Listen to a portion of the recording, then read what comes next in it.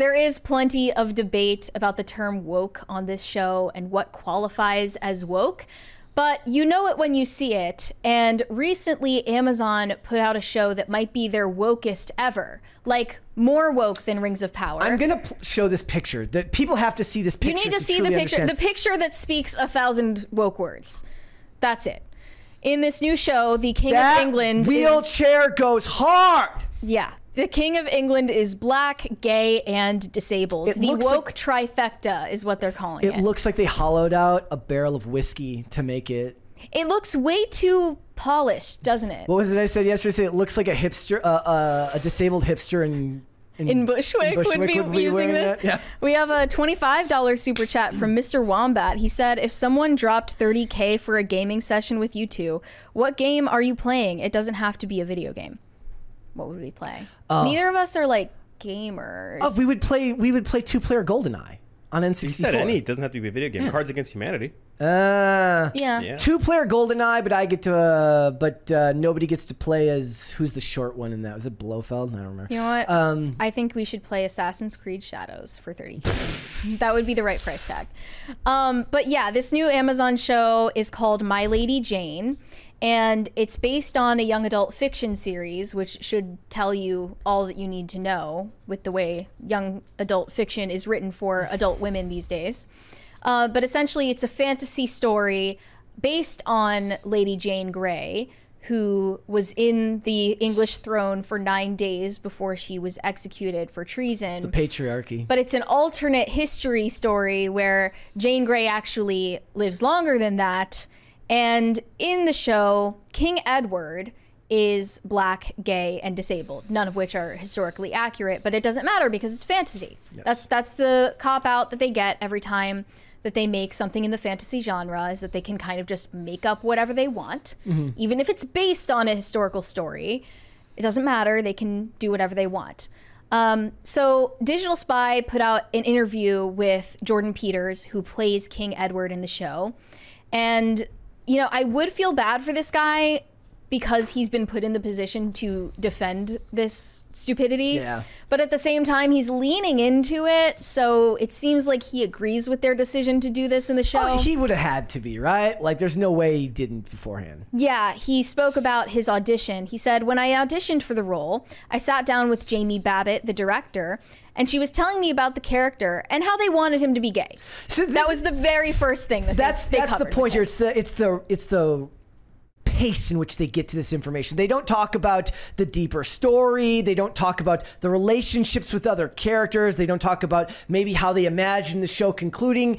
All they want to talk about is the race, the gender, and the sexual orientation of the character. Now, you could make the argument that given that it's YA material, in its fiction, like that's comes a big, with the territory. It comes with the territory, but still the problem is that when stuff like this gets produced, it's produced because of that. Yeah. And later in the same interview, Jordan Peters admits that they weren't finished with the script writing by the time that he was cast as the king. So basically, you know that their first priority was making sure that this character fit all of these checked boxes. But before we get further into it, we should watch the trailer because it's really cringy. Okay. Well, we're going to have to cut this out of the segmented version of this, guys. But let's go ahead and check this out. May I present Lady Jane Grey? History remembers Jane as the ultimate damsel no. I love it. in distress, known for her death rather than her life. That. What if history were different? King Edward, I have terrible news. My mother's forcing me to marry. Jane, this marriage protects us. Will you intervene? I've already approved it. Nobody cares what you want. Jane thinks she can flee her destiny until she discovers lust at first sight. What is your desire? Independence. Good evening! Come with me. As if. You'll need a dagger. That's not a dagger. This is a dagger. Yeah, they did the Crocodile Dundee. There is always power if you know how to play the game. I will be queen. And gamesmanship is my second best skill. What's your first best skill, Mummy? Fellatio. What's up, pussycat? I've never given up on anything in my entire life. That's so. It is so. Really? Really? And prove it. Let me guess. The woman wins the fight. Yeah, you got it right. I didn't see that one coming, guys. Holy Whoa. shit. That's crazy. She just subverted my Powerful expectations. forces conspiring against the king.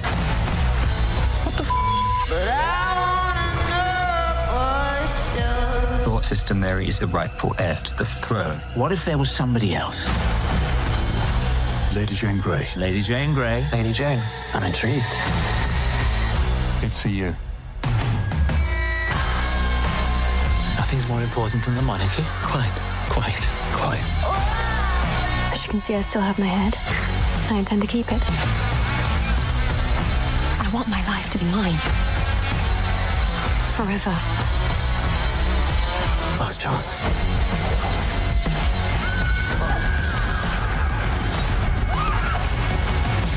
Bollocks.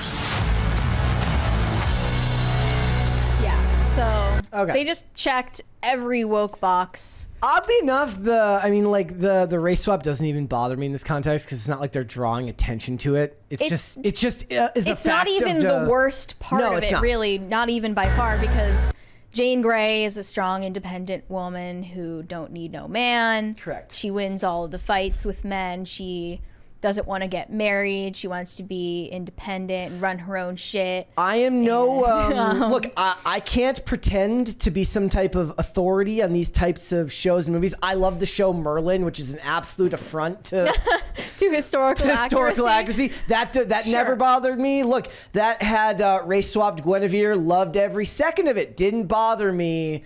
Yeah.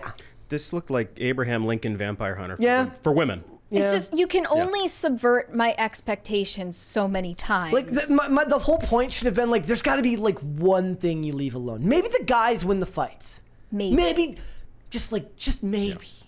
No, that would piss everyone off. It's crazy. And Like maybe he pulls out the bigger knife for once. this is weird because not only is King Edward just gay, they also included an allegory for gay people in the show. Basically, they're called Ethians, and they're humanoid animals. So there's gonna be bestiality. Basically, yes, there is gay bestiality in the show. So it's just randomly some people are turning into horses and other animals in society, and they get marginalized and oppressed in the show.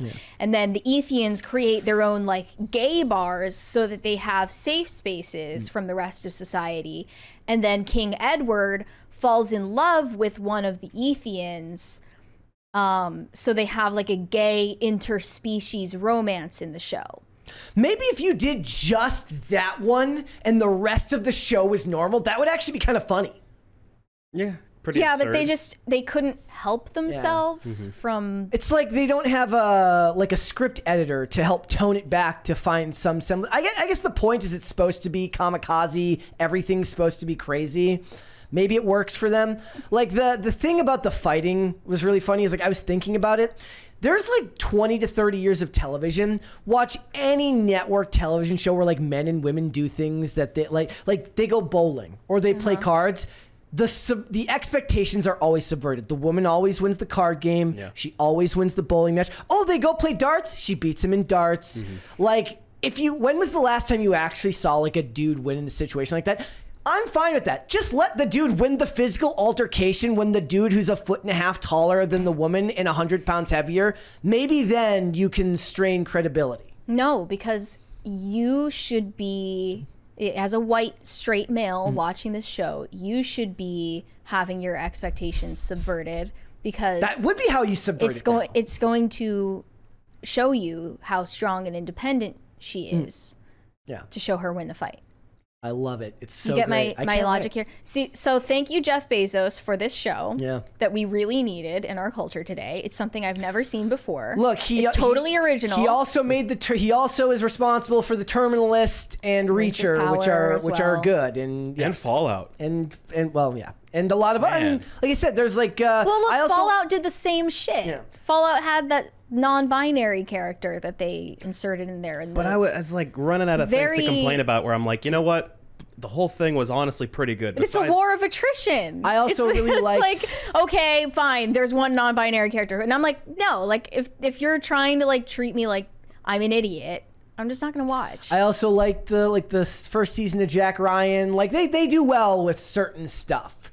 I guess they're trying to make something to appeal to everyone, including the woke people. Guess we can't win because they did Rings of Power, and that kind of just... The woke people never show out for these shows. They never actually bump the numbers. So no, they just praise it on Twitter. They're more likely to show up for the My Lady Jane than the Rings of Power. They're more likely to show up for that or Warrior Nun than they are than like the Acolyte. For instance. The Acolyte, yeah. Like they will fall into those types of shows because it's unique and it speaks to their sensibilities. They show up for shows like the Acolyte or Rings of Power because there's a form of cultural conquering that comes from that. There was also an allegory for conversion therapy in the show as well, because the Ethians are seen as having an affliction that they need to be cured of. The interviewer said, the Ethian concept can be used to represent so many different marginalized experiences, but watching it and thinking of Edward, we did think a lot about this being a queer metaphor in particular. For example, when we hear about the cook's son being sent away to try to cure him of his Ethian affliction, what do you think of the way this show approaches those kinds of metaphors? You know what we should do? We should put a ban on allegory for like 10 years. Yeah. We got a 20 from Francisco Sanchez Jr. The average weight of an American woman is 170 pounds, 19 pounds less than the American man. Give it 20 or so years and women will be able to beat down men. Well, the weight is mostly fat, not muscle mass. Yeah. So I don't think that's going to be changing anytime soon. Yeah. But then he replied, the director was really keen on showing that otherness through the Ethian lens and how it relates to what's happening now and in the past as well. To include that and represent it in terms of the LGBTQ plus community with racism, disabilities, to show that otherness. I feel like they did a great job of showing that, to include all the people who experience that.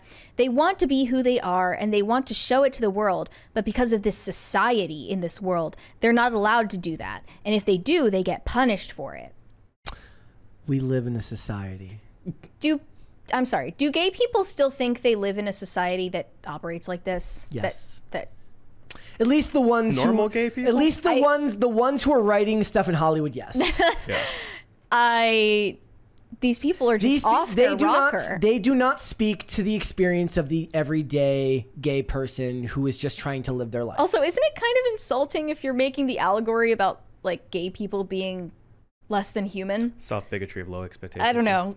Whatever. The one thing Bush did right. I guess this show is just trying to normalize gay bestiality. Show, yeah. This is breaking glass ceilings for gay bestiality relationships. Look, shows like this. What was the other one? Interview with the Vampire. The show is actually on like its 3rd season now. Wow. They have cult followings. Yes, these shows do fine. Like, I actually imagine a show like this, the budget will be, actually no, because it's an Amazon show, the budget might bloat, but like an AMC show, the budget will be modest. It'll make it a couple of seasons. It'll do fine. We don't actually usually talk about a lot of shows like this because, look, they operate in their own sphere. They speak to an audience. The audience shows up for it. I have a lot more respect for an audience actually showing up, watching, and producing numbers that give the studios a reason to keep making it, than just talking about it online and then having none of the data back up all of the hype that seems to go around on Twitter. Isn't Bridgerton kind of in line with one of these shows? Yes. Basically, yeah. Alt history. They actually changed the original story of Bridgerton, the novel series that it's based on, because one of the characters had a heterosexual love interest that they changed to be gay in the show. So there was a recent discourse about all of that happening. So the YA series just wasn't woke enough. The chat has fact checked me. It was Bush. Oh, wow. And somebody says, to be fair, it was probably a speechwriter who said the soft bigotry of low expectations. Thanks for watching. Listen to full episodes of Pop Culture Crisis on Spotify. Keep up with us on social media and make sure you subscribe and ring that bell so you never miss the show. Bye, guys.